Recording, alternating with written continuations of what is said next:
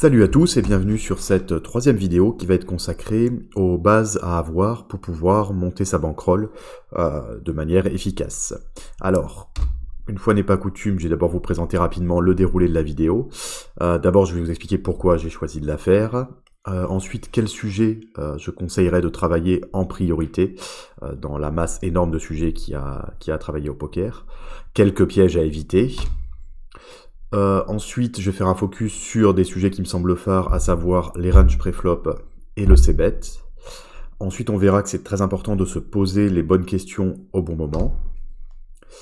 Pour finir, je ferai un bref aperçu sur le travail mental, même si c'est un sujet très important, ce sera assez rapide, sur l'importance de prendre un tracker, et on conclura cette vidéo. Alors pourquoi cette vidéo? En fait, ça fait suite à la première vidéo que j'avais faite qui était consacrée à la montée de bankroll en partant de zéro sans faire de versement. Et donc on m'a dit que ce serait sympa d'avoir une vidéo sur quels sont les sujets à travailler justement pour pouvoir atteindre cet objectif. Donc c'est parce que c'est très compliqué de s'y retrouver dans la masse de contenu qu'il y a à travailler, la masse de sujets qu'il y a à travailler. Donc du coup, effectivement, il y a plein de contenus existants qui sont fantastiques. Je vous conseille, si vous êtes complètement débutant, déjà le guide du débutant que Kill Tilt propose gratuitement. Moi, j'avais aussi appris toutes les règles sur le site Jouer Poker Gratuit, qui reprend pas mal de thèmes différents. C'est assez bien, c'est assez clair au départ. Je vous mets le lien en description.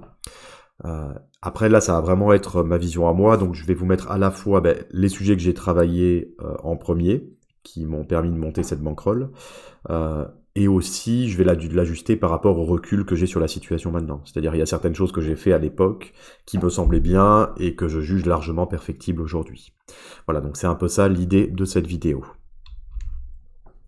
Alors, quel sujet choisir, quel sujet travailler en priorité? Alors, la première chose à regarder, je pense qu'il faut travailler les situations les plus fréquentes. Par exemple, ça sert strictement à rien de bosser le check raise river au départ, alors qu'on va le rencontrer une fois toutes les 1000 mains, et qu'il n'y aura pas forcément tant de V à gagner que ça. Alors, le V, petite parenthèse pour ceux qui ne seraient pas à l'aise avec le terme, c'est l'expected value. C'est juste un calcul qui va vous permettre de savoir si une décision que vous avez prise va être rentable ou non sur le long terme. Et donc, il y a plein de situations où vous allez peut-être gagner que un tout petit peu de V, mais ça va arriver une fois toutes les 2 ou 3 mains. Et il y a des situations comme le check raise river qui vont arriver une fois toutes les 1020. Alors peut-être que vous allez gagner un petit peu plus que sur les mains fréquentes, mais ce sera beaucoup plus intéressant de travailler les mains que vous allez rencontrer le plus fréquemment. La deuxième chose à regarder, c'est les situations les plus rentables. C'est pas parce qu'une situation est fréquente c'est intéressant de la travailler en priorité. Par exemple, vous demandez, quand vous êtes débutant, si vous devez ouvrir à 2,2 ou 2,3 big blind au bouton par exemple. Alors certes, c'est très fréquent, ça va arriver une fois par orbite quasiment, vu que vous ouvrez très souvent les mains au bouton. Par contre, lever à gagner entre 2.2 ou 2.3, elle est infime et ça va être très compliqué à mesurer avant d'avoir énormément de mains. Donc voilà, il faut que la situation soit fréquente, mais également que vous puissiez gagner de la rentabilité assez vite. Pourquoi c'est important en fait de se focaliser sur ces deux cas, situations fréquentes et situations rentables? La raison principale, ça va être de vous rassurer en fait et de vous voir évoluer. Ce qui est une des choses qui est très compliquée au poker, c'est quand on le travaille seul en tout cas, c'est de mesurer l'évolution qu'on a sur un sujet, sur tel ou tel sujet. Donc c'est important dès le départ, quand vous choisissez un sujet à travailler, de vous dire alors voilà comment je vais pouvoir le mesurer une fois que j'aurai travaillé et au bout de combien de temps. Donc si vous choisissez un sujet que vous n'allez pouvoir mesurer qu'au bout d'un an, ça peut être intéressant, mais ça peut être assez frustrant parce que s'il faut, vous faites complètement fausse route et au bout d'un an, vous allez vous rendre compte que vous avez tout mal fait et c'est juste écœurant quoi. Donc essayez de prendre des sujets que vous allez pouvoir évaluer dans un délai assez proche. Alors le troisième point, des situations où on est souvent mal à l'aise, alors c'est juste en fait pour vous donner des pistes de travail. Si vous pensez pas forcément à des situations fréquentes ou des situations rentables, notamment quand on débute, c'est difficile d'identifier ces bons spots. Alors peut-être essayer de penser à des situations sur lesquelles vous n'êtes pas à l'aise, mais ça ne doit pas se substituer aux deux premiers points. Par exemple, j'avais un spot où j'étais pas du tout à l'aise quand je touchais une nut flush à la turn, et j'avais l'impression de l'avoir tout le temps. Et du coup, j'ai repris mon tracker, et j'ai essayé de trouver des mains qui correspondaient à cette situation. Et en fait, sur 1000 mains, il y en avait 2. Donc c'est juste que j'étais super mal à l'aise. C'est des mains où il y a pas mal d'affect. Quand on touche la note flush, on est toujours très content. Et du coup, dans mon cerveau il dit tout seul, bah voilà, cette situation, tu la rencontres plein de fois, il faut que tu la travailles. Alors qu'en fait, pas du tout. Bon, après, une fois que j'ai retrouvé les 2 mains, j'ai pu voir comment j'aurais dû la jouer. Mais ce que je veux dire, c'est qu'il faut pas forcément se faire juste confiance en disant, ouais, je suis mal à l'aise, faut absolument que je travaille ça. Enfin, s'il faut, vous allez la rencontrer qu'une fois sur 1000. Alors rapidement, quelques pièges à éviter. La liste n'est pas exhaustive, évidemment, il y en a énormément. Mais les 3 principaux auxquels je penserais, ce serait de mal prioriser. Bon, là, ça rejoint clairement ce que j'ai mis d'abord, c'est d'identifier les situations où on va gagner de la rentabilité au plus vite. Donc, il faut bien prioriser ces sujets. Je pense que c'est très important aussi, moi je me suis souvent fait piéger là-dessus, de travailler trop de trucs à la fois. C'est vraiment très compliqué, on a tendance à se noyer, on essaye de faire 1 milliard de trucs, surtout au début, et au final on fait un petit peu tout pas très bien. C'est important, je pense, de se focaliser sur 2 sujets, par exemple un post-flop et un pré-flop, de revoir au bout d'une semaine, 2 semaines, 3 semaines où on en est, et ensuite de réintégrer d'autres sujets. Ça veut pas dire qu'on peut pas travailler d'autres sujets quand on revoit ses mains, quand on regarde des vidéos, pas du tout, mais c'est par contre quand on travaille à fond et quand on veut mesurer l'atteinte d'objectifs, je pense qu'il faut vraiment se focaliser sur 2, 3 sujets maximum. Et alors la dernière chose qui est très compliquée à gérer, c'est de faire des moves non adaptés au field ou aux adversaires qu'on a en face de soi. C'est pas parce que vous avez travaillé un sujet sur je sais pas, le 3 barrels all-in par exemple en value, qu'il va falloir l'appliquer systématiquement à tous les joueurs. Il peut y avoir des joueurs, vous allez faire face à des joueurs très très serrés par exemple, et qui vont prendre peur dès que vous mettez le 2e barrel. Contre eux, ce sera peut-être pas forcément le move le plus adapté. Pareil, vous allez peut-être pouvoir travailler certains bluffs, et le jour où vous allez tomber contre une calling station, ça va absolument pas marcher parce qu'il va vous payer dès qu'il aura une mini paire. Donc c'est vraiment important de savoir quel est le field qu'on joue et quels sont les adversaires qu'on joue. Pour ça, faut vraiment pas hésiter à prendre des notes quand vous jouez aux tables, à mettre des pastilles pour flaguer les joueurs. Dès que vous en voyez un faire un move qui par exemple paye avec 4e paire, il paye 3 barils avec 4e paire, bon, là vous pouvez mettre que c'est une calling station et vous saurez que ce jour-là vous n'avez pas à le bluffer. Mais c'est vraiment important d'être vigilant en permanence, et c'est important de s'en rappeler aussi quand vous allez définir les sujets que vous voulez travailler en priorité. Par exemple, le check raise river, bon, déjà c'est une situation que vous allez rencontrer jamais, et si vous jouez des double or nothing à 50 centimes, c'est encore moins utile. Donc quand vous choisissez les sujets que vous allez travailler, faites-le en fonction du field et du type de jeu que vous avez. Alors maintenant, un petit focus sur le sujet qui me semble le plus important à travailler, les ranges préflop et le jeu préflop de manière générale. Alors pourquoi c'est le plus important selon moi? C'est pour 2 raisons. La première, c'est que des décisions que vous allez prendre pré-flop, ça va faciliter ou non votre jeu post-flop après. Et au début, là où on est largement le plus mauvais, ça va être le jeu post-flop. Donc si vous faites des erreurs pré-flop, vous allez vous mettre dans des situations dégueulasses ensuite post-flop. Et vraiment, surtout quand on est débutant, c'est ce qu'on veut éviter au maximum. Donc avoir des ranges bien construites, simples au départ, c'est vraiment super. La deuxième chose, c'est que ça va vous faire gagner beaucoup de temps et beaucoup de tranquillité d'esprit. Parce que c'est un sujet en fait on peut avoir une base relativement solide. Sans être très bon, ça se travaille tout le temps. Moi, je travaille continuellement. Les meilleurs joueurs, un coach que j'avais eu, qui était un très bon joueur, il m'a dit, mais moi, je m'estime, si je vais me noter sur mon niveau de maîtrise des ranges pré-flop, je mettrais 40%. Donc, il y a toujours du travail à faire dessus, bien sûr. Par contre, les premières bases, on peut les acquérir très rapidement. Ça donne beaucoup de tranquillité d'esprit. Si vous multitablez, ça va vous faire gagner un temps incroyable. Vraiment, il faut que vous soyez le plus à l'aise possible sur ce sujet le plus rapidement possible. Donc voilà pourquoi je pense que c'est le sujet le plus important. Alors ensuite, comment on va choisir ses ranges? Ça dépend de plein de choses, comme souvent en poker. Ça va dépendre du format joué, que vous jouiez des double or nothing, que vous jouiez en cash game, que vous jouiez des MTT. Et même selon le type de MTT, enfin, les ranges vont être différentes. Ça va dépendre beaucoup de votre niveau post-flop. Donc plus vous allez être à l'aise et bon post-flop, plus vous allez pouvoir ouvrir de main pré-flop, évidemment. À l'inverse, si vous n'êtes pas du tout à l'aise, n'hésitez pas à avoir des ranges très très serrés au départ. Et ça va aussi dépendre du nombre de tables jouées. Alors ça, c'est toujours difficile à mesurer, mais en fait, l'idée, c'est de trouver un juste équilibre entre on va dire, la largesse des ranges que vous allez jouer et le nombre de tables que vous allez jouer. C'est évident que si vous jouez 12 tables et que vous ouvrez 50% des mains, en moyenne, ça va être très très compliqué. Enfin, surtout au départ, ça va même être impossible, vous allez perdre de l'argent.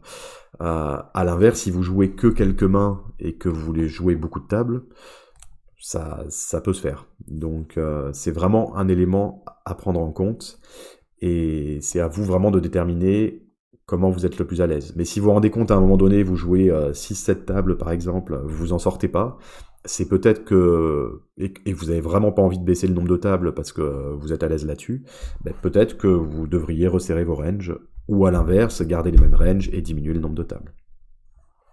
Donc là, moi, je vais vous faire rapidement un focus sur les ranges que j'ai utilisés. Donc je vous invite à voir la première vidéo sur comment monter sa bankroll en partant de zéro pour voir l'évolution que j'ai eue sur les types de jeux aussi. Donc j'avais commencé par les free roll, donc je vais juste commencer par ça. Donc là, j'avais fait tout simple à l'époque, j'avais pris les ranges préflop d'Equilab. Alors Equilab, je vous le conseille, c'est un logiciel gratuit qui est super, qui permet de faire plein de choses, je ne vais pas rentrer dans les détails aujourd'hui.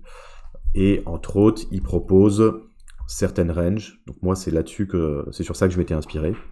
Donc vous avez ces deux jeux de range ici et ici.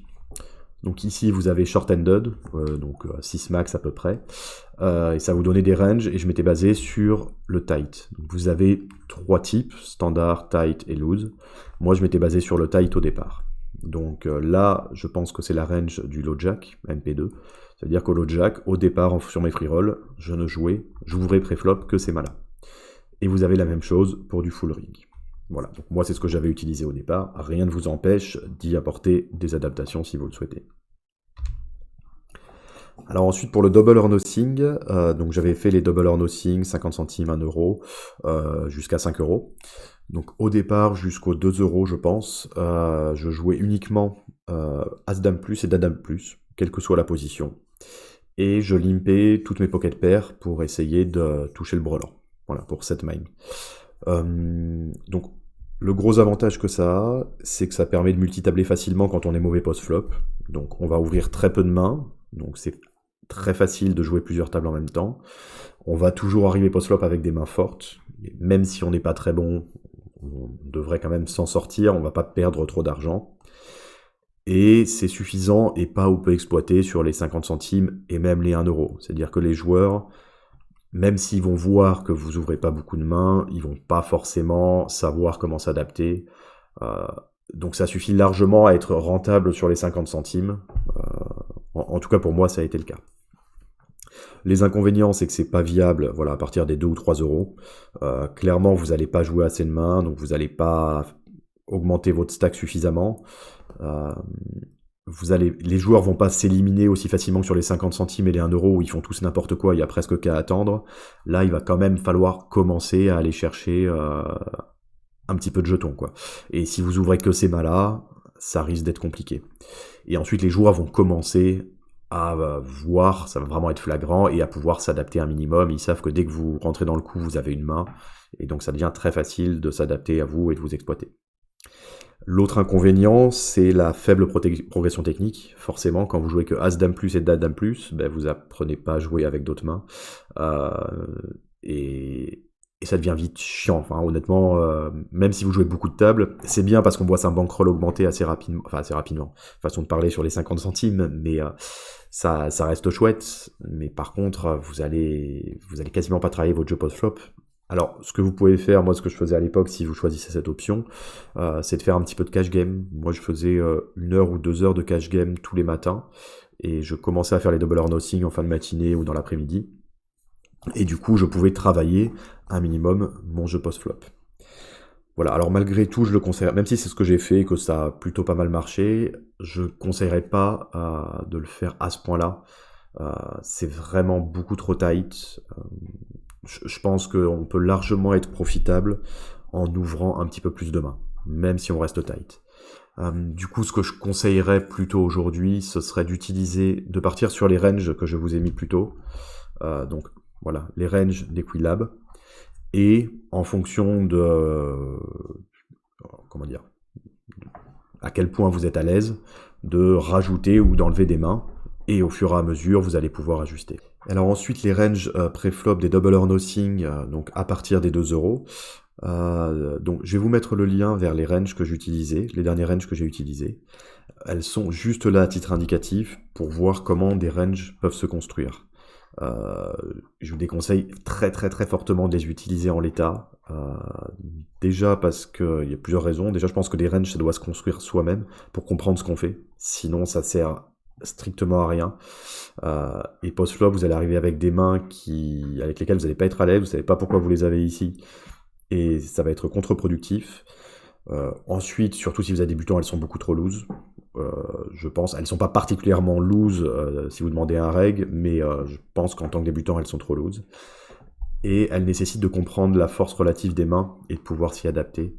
Je pense notamment à un range de Richoff que j'ai mis là juste pour avoir un cadre général, mais qui doivent évidemment être adaptés à la situation, et ça demande d'avoir joué un minimum contre le field pour ça. Donc voilà, vraiment, vous pouvez y jeter un œil, voir un petit peu comment peuvent se construire des ranges, voir si le logiciel que j'ai utilisé vous plaît par exemple, mais par contre les utilisez pas comme ça, vous allez perdre plus d'argent que si vous utilisiez les vôtres. Donc comme je disais, si je devais faire quelques préconisations sur les ranges préflop, ce serait de partir des range tight de free roll, d'y ajouter au fur et à mesure des combos avec lesquels vous vous sentez à l'aise, et au bout d'un certain temps, je pense minimum un mois, après ça dépend du volume que vous allez faire, mais il faut des milliers et des milliers de mains pour commencer à mesurer l'évolution, de voir vos stats, et éventuellement de voir les mains que vous ouvrez sur lesquelles vous perdez de l'argent, ou à l'inverse, quelques mains que vous jouez très très peu, mais sur lesquelles vous gagnez de l'argent, donc qui pourraient être intéressantes d'inclure à vos ranges d'open. Voilà, donc vraiment, au bout d'un moment, travaillez votre jeu et adaptez vos ranges en fonction. Et sans lien avec les ranges, mais avec le jeu préflop au départ, je pense qu'au début, vous emmerdez pas avec les sizings. Utilisez des sizings simples. Ce que je dirais, c'est 2x dans n'importe quelle position. Et ensuite, vous ajoutez, le standard, vous ajoutez une big blind par limper. Donc, admettons, vous êtes au bouton. Si le cut-off a limpé, vous ouvrez de 3 big blinds. Et en small blind, en double or nothing en tout cas, vous pouvez ouvrir de 3x. Ça va être 4x en cash game, ça dépend des modes de jeu, mais vraiment partez sur des bases très simples sans vous emmerder, je pense, à ajuster les sizing en fonction des positions. Le gain est a priori très modeste, surtout au début. Même le coach dont je vous avais parlé m'a dit je vois même pas trop la différence, enfin je vois pas le fil de s'adapter au sizing que je fais en fonction de la position. Donc voilà, même si à ce niveau-là, l'adaptation au sizing n'est pas claire, vous emmerdez pas si vous jouez les toutes petites limites avec ça. Surtout au départ, ça vous fait un sujet en moins auquel penser. Ça vous permet d'aller plus vite pré-flop, de vous focaliser dans un premier temps sur vos ranges, et par la suite, bien sûr, ce sera nécessaire d'adapter vos sizing, mais voilà, dans un premier temps, vous emmerdez pas, je pense. Deuxième sujet indispensable, le c-bet, qui va être le move le plus utilisé post-flop. Tout le monde le connaît, personne ne le fait bien à 100%. Encore une fois, c'est un coach qui me l'a dit ça. Donc le c-bet, juste pour ceux qui ne connaîtraient pas s'il y a des débutants complets, c'est quand vous avez ouvert pré-flop, donc vous êtes le relanceur initial, et vous allez faire une mise très fréquemment post-flop. Et en fait, vu que en face, ils vont toucher le flop qu'une fois sur 3, ils vont se coucher énormément. Ça marche encore mieux contre des joueurs serrés débutants, mais même de manière générale, c'est un move sur lequel il y a beaucoup d'argent facile à gagner juste en faisant une petite mise. Par contre, il faut le faire intelligemment et pas trop non plus. Et c'est un sujet extrêmement complexe qui est super. Je vous mets le lien. Il y a une tonne de vidéos, il y a une tonne de contenu sur le sujet. Je vous mets le lien vers une des vidéos de Kill Tilt qui est très bien faite, assez rapide, assez simple pour comprendre l'idée générale. Et du coup, vu que personne ne le fait bien à 100%, et a fortiori vous le faites encore moins bien que les autres si vous regardez cette vidéo parce que vous êtes relativement débutant, donc il y a une tonne de V à gagner, et c'est un sujet qui se travaille vraiment sans fin. Donc je rentre pas dans les détails techniques du c-bet bien sûr parce qu'il faudra une vidéo de 6 heures, mais vraiment c'est un sujet à travailler très très vite. Alors juste ce que je pourrais conseiller, c'est la checklist, enfin conseiller ou pas, je le fais plus trop maintenant, mais ça m'a été utile au départ pour comment dire, me forger un thinking process, quoi. C'est de me faire une petite checklist qui me fasse poser quelques questions intéressantes dans le cas où je me demande si je dois faire un c-bet. Du coup, l'idée, c'est, donc j'arrive au flop, c'est moi qui ai ouvert, j'hésite à c-bet. Première chose, c'est de me demander, est-ce que je suis en value ou en bluff? Donc, est-ce que je pense avoir le plus souvent la meilleure main et je mise pour faire payer mon adversaire avec une main moins bonne? Ou est-ce que je pense avoir plus souvent une main moins bonne que celle de mon adversaire et je fais une mise pour qu'il se couche? C'est ça, miser en value ou en bluff. Donc c'est la première question. Ensuite, en fonction, je me demande qui a un avantage de range. Est-ce que c'est moi ou est-ce que c'est aucun des deux joueurs? Ou alors est-ce que c'est vilain? Et à partir de là, si c'est moi ou personne, je pars sur une base de 30% du pot. Et c'est un board que je vais miser fréquemment. Et à l'inverse, je vais faire un sizing plus cher et je vais miser moins fréquemment. Voilà, c'est juste une checklist, moi qui m'a aidé à me forger un thinking process. Encore une fois, l'appliquez pas forcément en l'état, c'est juste pour donner une idée générale. Alors ensuite, un point très important, c'est à chaque instant de se poser les bonnes questions. Si possible, c'est commenter ce que vous faites, c'est super, c'est très dur en fait de garder la discipline de le faire tout au long de la session, mais c'est commenter chaque décision, comme si vous aviez quelqu'un à côté de vous en fait, et que vous lui expliquiez ce que vous faisiez. C'est vraiment génial parce que ça vous permet de formuler quelque chose qui est parfois confus dans votre tête, et des fois rien qu'en essayant de le formuler, vous allez vous contredire tout seul en disant, enfin par exemple, là je vais miser pour le faire payer avec des rois par exemple, et là rien qu'en le disant, vous allez réaliser, mais en fait il a quasiment aucun roi dans sa range, pourquoi je fais ça? Et c'est vraiment super. Voilà, c'est pas évident, ça prend du temps. Si vous le faites sur toutes les mains, vous pouvez pas jouer 12 tables en même temps et tout commenter, c'est évident. Mais essayez de prendre cette habitude, c'est vraiment super. Et ça évite le risque de passer en pilote auto aussi. Ça arrive à tous les joueurs, à tout instant. Voilà, on joue un petit peu trop vite. Une situation qu'on a l'impression d'avoir rencontrée 1 million de fois, et du coup on a une décision en apparence super facile, on réfléchit même pas, on fait l'action. Et en fait, c'est jamais aussi simple que ça. Donc, moi par exemple, quand je joue, enfin même en ligne, je prends toujours minimum, des fois je bug, je le fais pas, mais quasiment tout le temps, je prends entre 3 et 5 secondes avant de jouer. Même si ma décision est déjà prise, même si c'est pour faire une ouverture pré-flop qui semble évidente, je laisse quand même toujours entre 3 et 5 secondes. Déjà, ça a l'avantage d'avoir le temps de se poser une bonne question, et peut-être de pas faire une erreur.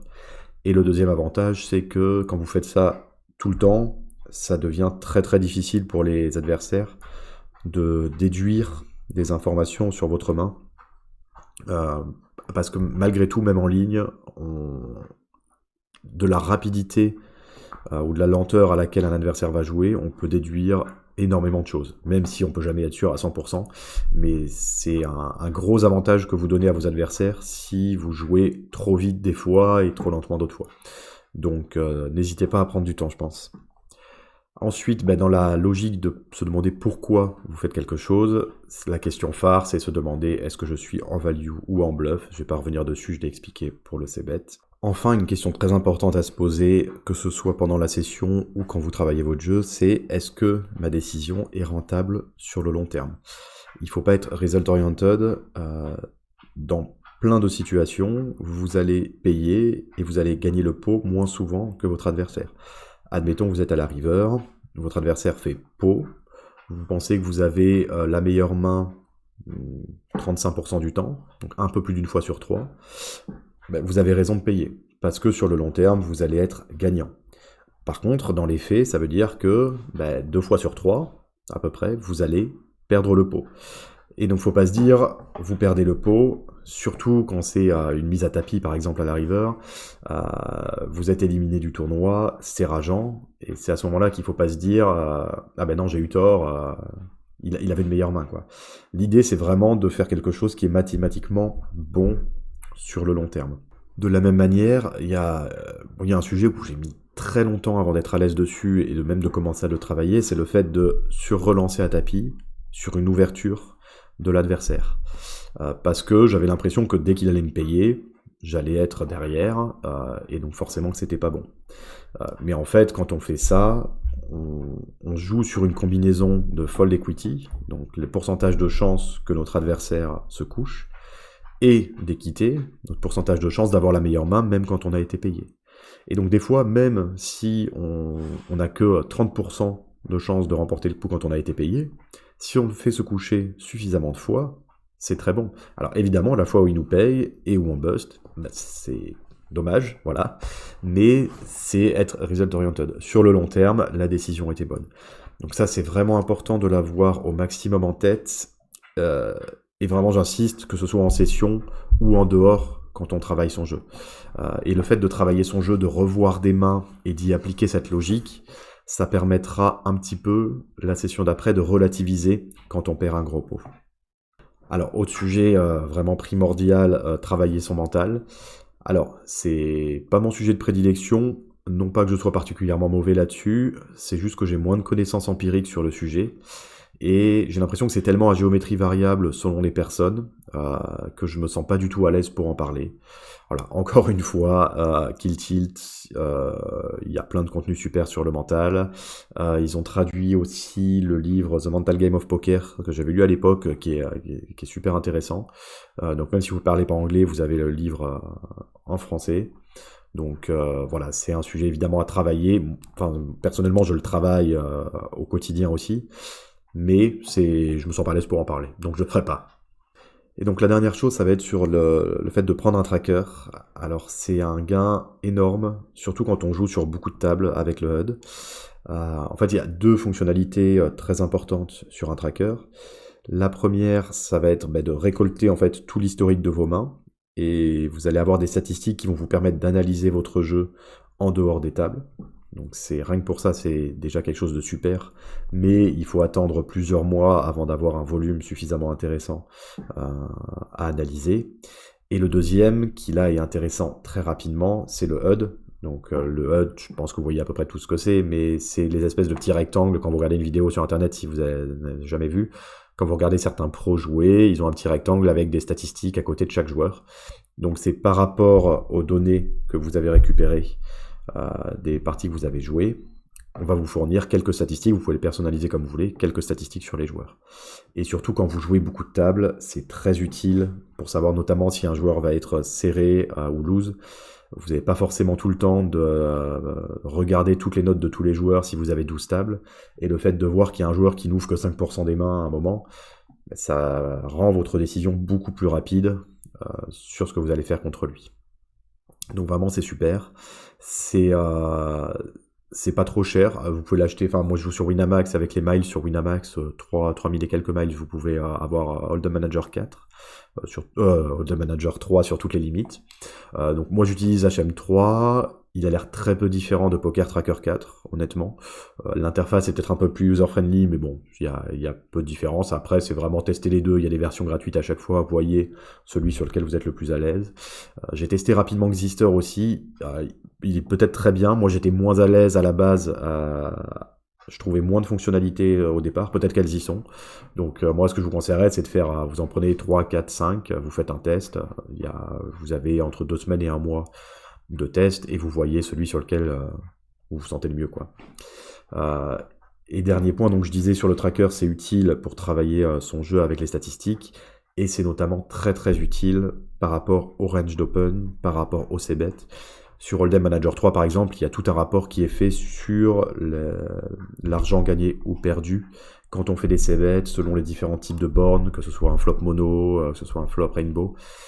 C'est super utile. Et pareil pour les ranges, vous pouvez voir pour chaque groupe de mains, et même pour chaque main, pour As de cœur, As de trèfle, As de cœur, As de pique, et pour tous les As forts, les type As-Dame, les pocket pairs, vous allez pouvoir voir un petit peu vos statistiques et voir comment travailler ça et comment travailler vos ranges. Donc c'est vraiment vraiment super utile, c'est un gros avantage par rapport aux autres. Et même dès le départ, alors dès le départ, si vous n'avez pas les miles, c'est un petit investissement. Je pense que sur les micro-limites, ça doit être 40-50 euros, un truc comme ça, à voir.